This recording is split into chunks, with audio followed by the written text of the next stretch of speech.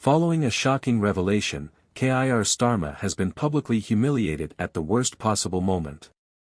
Looking good for Starmer at all, and in today's video, we'll talk about the reasons behind his public humiliation. In addition, we'll go over all of the most recent news from throughout the nation. However, before we do that, please hit the like button, subscribe to the channel, and join our rapidly expanding community. Just a brief note to let you know that we have brand new Stuck Farmer t-shirts in stock.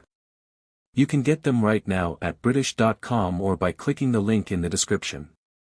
A significant low point in Keir Starmer's political career, his approval rating has fallen to a frightening -38.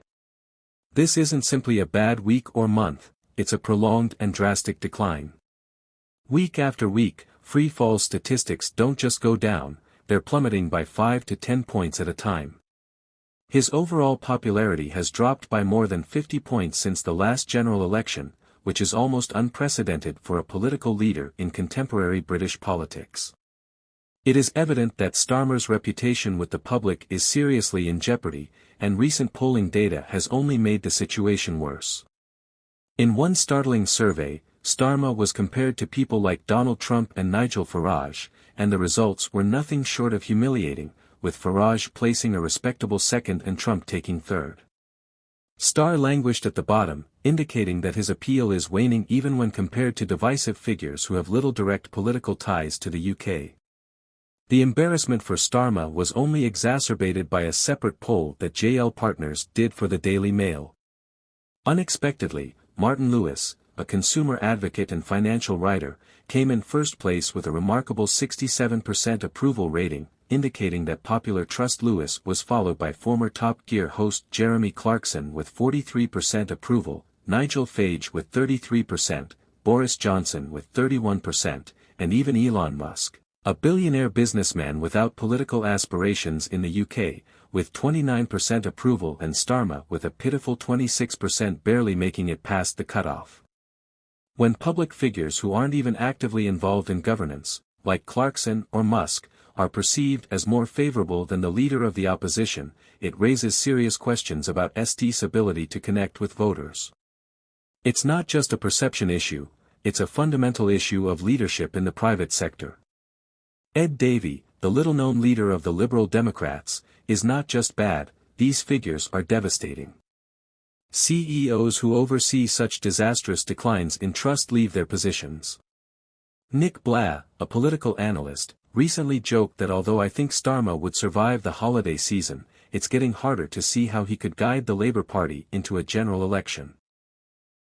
The Labour Party is currently facing an existential crisis as every poll, statistic, and news cycle appears to further undermine his authority, leaving the party in disarray and its supporters disenchanted.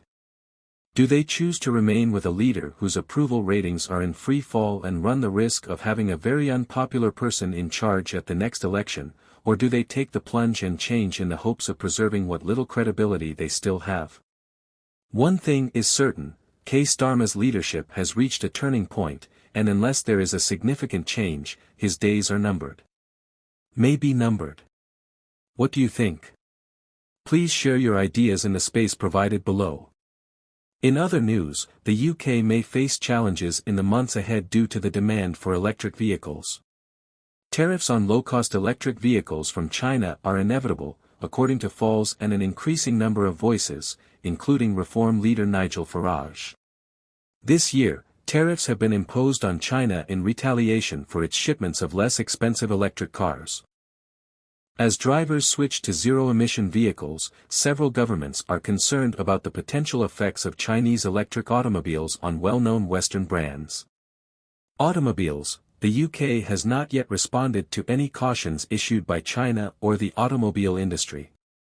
The United States, Canada, and the European Union, and it's unclear if the new Labour administration will decide to take up that fight.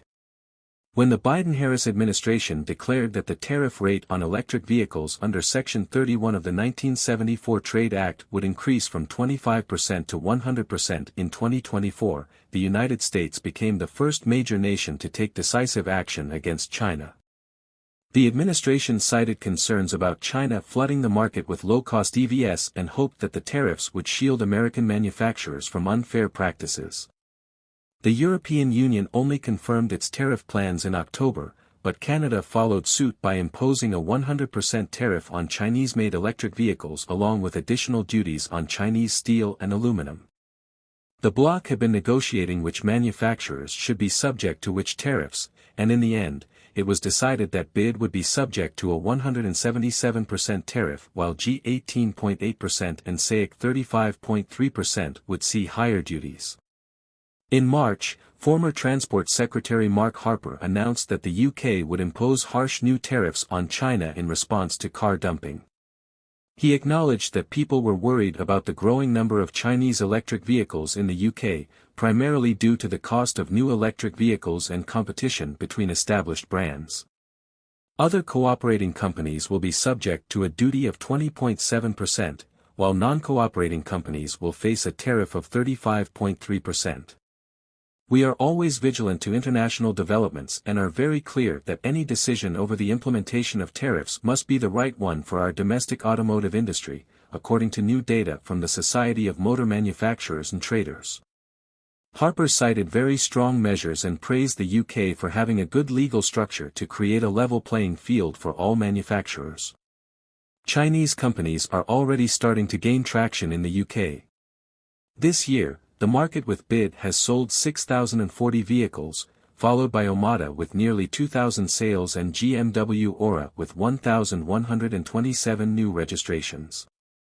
Along with Geely, Volvo and Polestar, other Chinese-owned manufacturers like Seez MG and Maxus are either maintaining or growing their market share in the UK, according to Auto Trader. Additionally, Chinese companies have been attempting to increase their